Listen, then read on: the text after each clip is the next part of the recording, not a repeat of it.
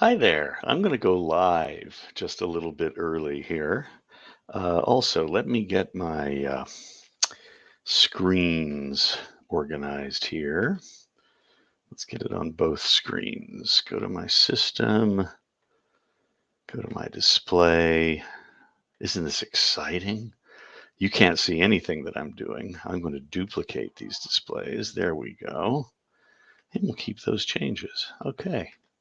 But I just wanted to go live because I think I'm still on. Yeah. Because I'm seeing all kinds of great things coming in from all over the world. Ontario, Canada, Sweden, on a train between Stockholm and Gothenburg. Fantastic with sketchy Wi Fi. Yeah, but man, look around. That's so cool. South Wales, welcome, welcome, welcome, welcome. You have a new prince. Uh, and we got Sandy down in Orange County and Dina out on the East Coast, literally on the East Coast, and Salt Lake City, Pasadena, all the way from Pasadena with Miss Jean Horn. Hello. And so great to see everyone. Uh, Otherwise known as Roger Nolan Day in my calendar. Yes, it's going to be declared an official holiday in 2024. Very happy to let everyone know that the paperwork has gone through. Hey, what do you think of my shirt, by the way? Oh, I don't know. It was just laying there, and I thought I'd put it on and see what happens. But it sort of fits into what I want to talk about today. Meanwhile, thank you for being here at the Center for Mindful Living's Sunday Community Meditation. If you'd like to support this or any of the other programs that we have at the Mindful Living Collective, there's a simple way you can do it. You can go to the website, which I've put up here on the screen in the chat. And if you would like to give a donation, I don't get any of it. I don't ask for any of it. This goes into scholarships and helping the infrastructure and so forth. But we're very, very pleased to have you here. So if this is your first time, welcome. Very, very happy to have you. If this is your 100th time, welcome back. Glad to have you too. It's probably my 100th time at least by now.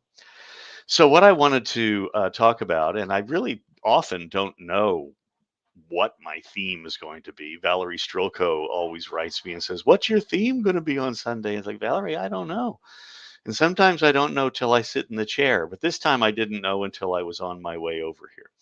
So yesterday I went to Descanso Gardens with my wife, Kathy, to just take a little walk. And it was cool here in Southern California. It wasn't 105 degrees. And Descanso Gardens is a really beautiful spot in Pasadena. And unfortunately, of course, we've been having drought conditions for the past 3 years. So Descanso has had to really back off on some of the watering that they do because they want to be good stewards of the environment and the water, and also to be a good example to folks about how you can have sustainable things in your garden or your yard, whatever it might be. And so one of the things they have done is they have installed a labyrinth in the middle of a rose garden. In this way, they don't have to plant anything there because it's not made of plants. It's actually made of stone and gravel and so forth. And I'm a big labyrinth walker from way back. I have walked the labyrinth at Chartres Cathedral, for example, barefooted. Wherever I see a labyrinth at retreat centers or wherever it may be, I'm going to walk that labyrinth at least once. And so here's a labyrinth. It's like, okay, well, let's walk the labyrinth. And when I do, I usually have a mantra that I repeat with each step in some way. Thank you, Paula. Good to see you too. It's I have a mantra that I repeat to myself with each step, and it usually has something to do with the Dharma. So it might be with each step impermanence, unsatisfactoriness, non-self, something like that. This time I decided to use the four Brahma Viharas, or divine abodes, sometimes known as the four immeasurables. And the four immeasurables are loving kindness, compassion, sympathetic joy, and equanimity. I used the Pali words as I was walking because it gets a little hard to say those with each step. So it was metta, karuna, mudita, upekkha. Metta, karuna, mudita, upekkha, with each step that I took. And what happens when we repeat these sorts of things, much like in loving kindness practice, we're planting these seeds in our brains and in our bodies. And as we continue, this becomes more of the mode in which we are operating. We actually inhabit these divine abodes as we continue to repeat these phrases. Now, if you ever walk a labyrinth, or you just want to do some walking meditation in this way, just back and forth in a lane or in a circle or whatever works for you, then with each step you could have a mantra. Sometimes it can be simply here, here, here. With each step, I'm arriving here. Or it could be a phrase of loving kindness. May I be safe. May I be well. May I be happy. Whatever it might be for you, for others. And in that way, the labyrinth becomes an embodied experience, a little bit more than simply, oh, I'm walking around here and where's the next turn? Oh, and here's the next turn, whatever it might be. So I recommend this in some ways to engage with a mantra practice like this. Now, we can also, in our daily mindfulness practice, evoke mantras of some kind. They could be, for instance, an affirmation, a personal affirmation that maybe you have developed for yourself. It could be a phrase of loving kindness that you have developed for yourself. It could simply be saying with each breath, I'm here. I'm here, or just here, here, or it could be in, out, or it could be with each breath, I am home. With each breath, I am home, or just home, whatever it might be for you. And in that way, you can actually meet your needs in this moment. If your need is for safety, it could be, I'm safe, I'm safe. If it could be for peace and ease, peace, ease. I used to have a mantra where I realized I was holding a lot of tension in my abdomen. So it would be soften the belly, open the heart. Soften the belly, open the heart. Expanding, releasing, finding for yourself maybe a little something to engage with during the practice that embodies your need in that moment. So, why don't we begin our practice? Whatever practice is best for you, in whatever position is best for you. It could be sitting, it could be lying down, maybe you're standing or walking, maybe you're making breakfast, whatever it may be. Engage with your life in these practices so that the practices are part of your life. And then you engage with your life as part of the practice. Yeah, I like that. Engage with the practices as being part of your life, and then your life becomes part of your practice. Ooh, okay, let's do that.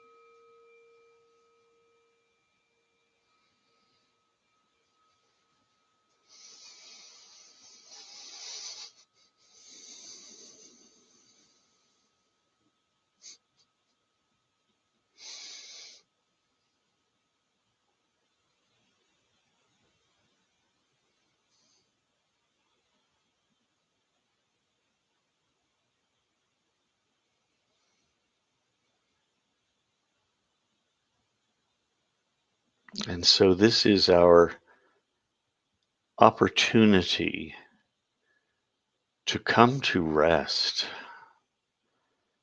And maybe taking a little bit deeper inhale and with a kind of sighing exhale, letting go. Letting go of the week that was, maybe a few more like that. Letting go of the week to come. The week that was is history. The week to come is a mystery.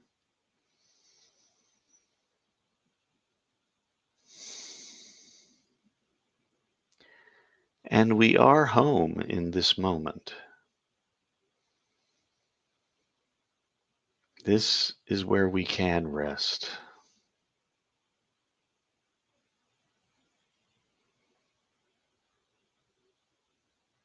Maybe looking through the body, feeling through the body, exploring the body a little bit to gauge what your needs might be in this moment.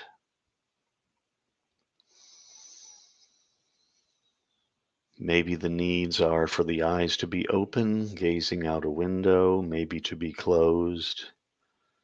Maybe at some point the need is to open those eyes or to shift your position.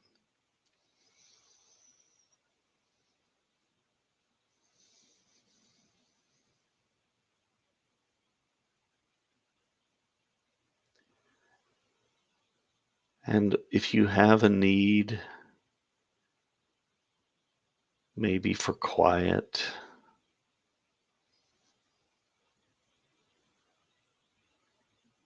maybe for peace and ease,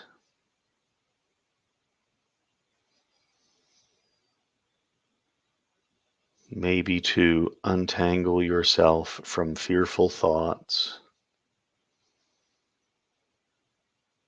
this practice can be here to help you meet that need.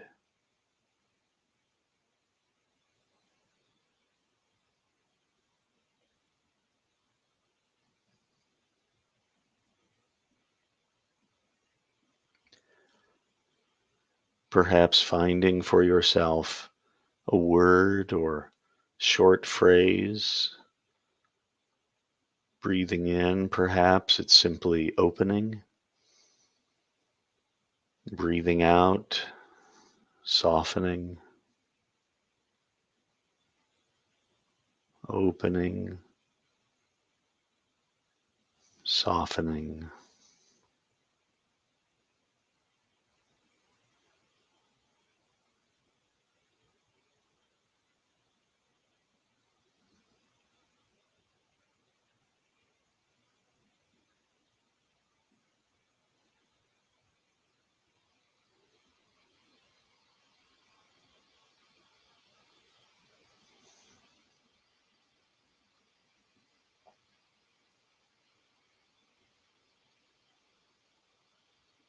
Let whatever word or short phrase you choose serve whatever need may be here.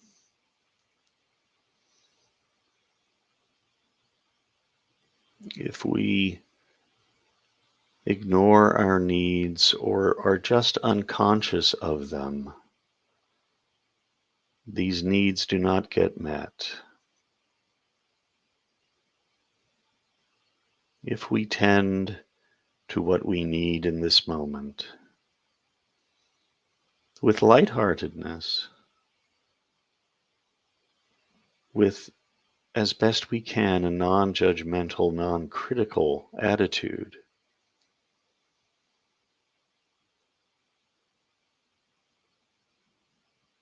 that need may start to be met.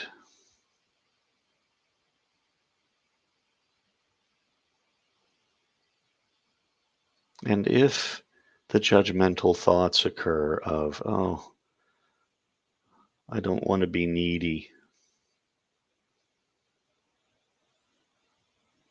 I'm not deserving of my needs being met,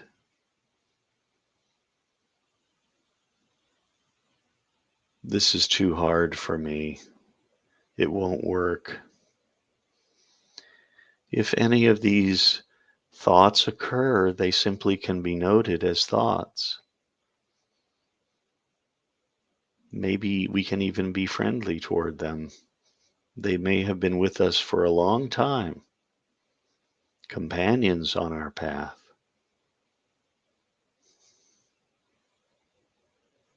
They're just thoughts. They're just what the body and mind have put together as a strategy to keep you safe. But they don't need to be here and they don't serve you. So thank them, let them go. Come back to maybe a word or short phrase that embodies what you need right now. Maybe aligning that with the inhale and the exhale. So let's continue in this way if it's something that you need. We'll continue in silence.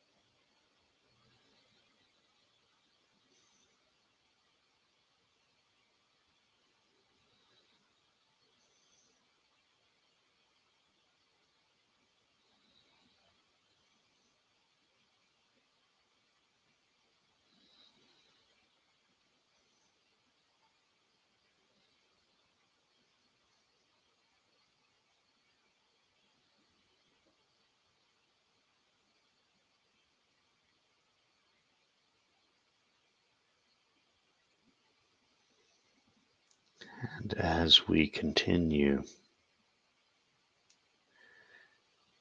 remembering these practices are not about emptying the mind. They are not about stopping thoughts or even quieting the mind. These can sometimes be a natural experience that we have, But that's not why we're here.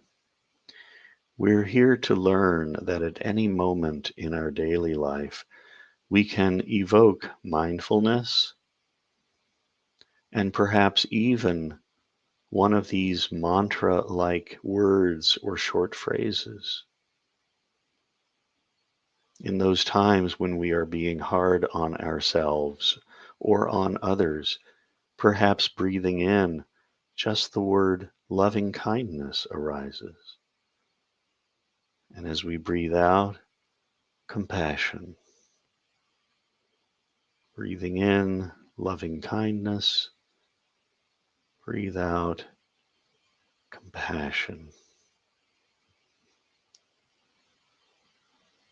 And so we'll continue gauging what we may need in this moment, or just wanting to evoke certain qualities, and maybe repeating these to ourselves as a kind of gentle mantra practice.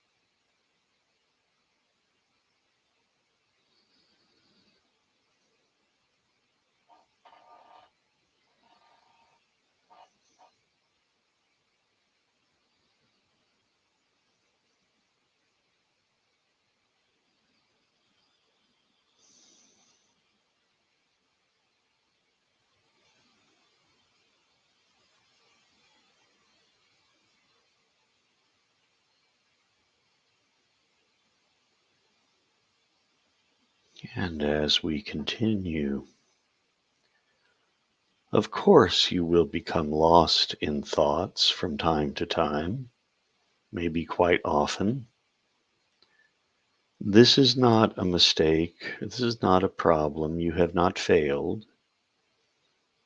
This is just what the mind is going to do, whether we want it to or not.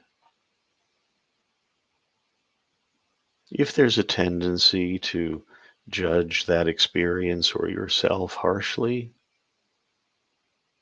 this is an opportunity to notice, oh, I'm really being hard on myself for something over which I have no control. In that moment, of course, you have stopped judging yourself.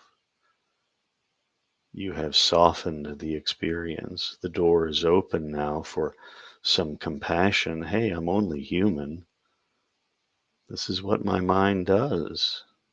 And isn't it wonderful that I have a mind that thinks? Thank you, mind.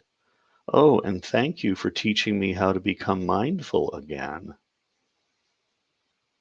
Because now I'm present. And maybe I can return this mindful energy back to sensations of breathing, or maybe add that little word or phrase to my breath. So we learn to be kinder toward ourselves, gently, not forcing. And we'll continue in silence.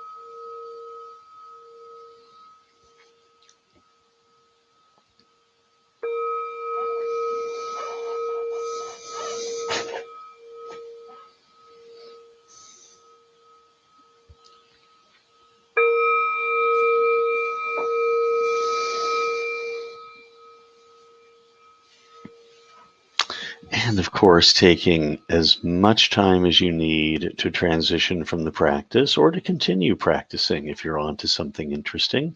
You don't have to stop just because a teacher rings a bell. And so you're invited during your day to evoke and invoke these, maybe the word or phrase that you used or whatever you might need in that moment. Have fun with it. Maybe it's a phrase of loving kindness that you develop, whatever it might be. But the more you plant those seeds in the soil of mindfulness and cultivate them with repetition, the more likely they really are to grow and bear fruit. And you can actually sometimes notice it right away. So thank you for your presence here today. If you have any questions, let me know. I see we have some new comments, but I wanted to comment on one of the comments there. Minnie picked, or Anna in the south of France, has said that this shirt is looking for a ukulele. So hang on one second.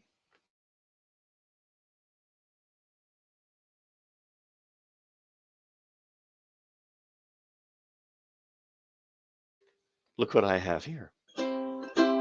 Hey, my. Okay, I'm going to play a little Hawaiian song for you all.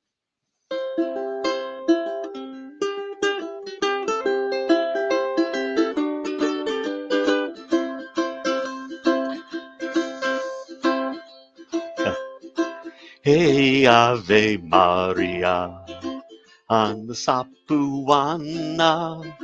Hey, a one pua, le pakalana. Oh. Hey, akawia mai, on the Sapuana. Hey, a one pua, le pakalana. Oh. Doo-doo-doo. Doo-doo-doo-doo-doo-doo-doo. Well, wrong key, but anyway, there you go. Hi. So, do you have any questions? Thank you for the smiley face. Do you have any questions about the practice that we just did, or any observations, or anything that you noticed? So Ardley likes the planting seeds analogy. We've used this for a long time in terms of loving kindness practice, because sometimes the notion is that something should open right away. And instead, we like to say this is a step by step practice, inch by inch, row by row, going to make this garden grow. You know what I mean?